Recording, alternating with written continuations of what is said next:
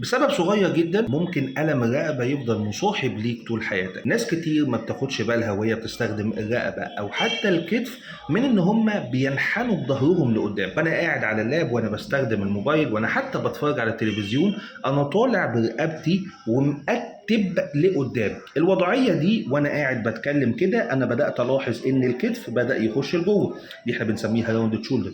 والرقبة مع الوقت بتبدأ إن هي تطلع لقدام اللي إحنا بنسميها الفورورد هيد. الوضعية البسيطة دي لو ما عالجناهاش بتبدأ تخش في مشاكل أكبر وتسبب مشاكل في الرقبة وفي الكتف، وعلاجها بياخد وقت عشان تصلح الوضعية دي. حين ان انت ممكن تلبس حاجة زي مشد الظهر والاكتاف يرجع الوضعية دي تاني ويمنعك من الانحناء الامامي. عشان كده الوضعية دي لو كنت بتعملها حاول تشتري مشد للظهر والاكتاف، في منه انواع كتير، في منه للكتفين بس وفي منه للظهر كله. اشتري اي نوع، المهم ان السايز والمقاس بتاعه يكون فيت عليك، يفضل يكون اصغر من مقاسك حاجة بسيطة عشان لما تلبسه يمسك جسمك وما يخلكش تنحني لقدام تاني. بس كده. بس المهم والاهم ان انتوا تصلوا على النبي. اللهم صل وسلم وزد وبارك عليك يا حبيبي رسول الله.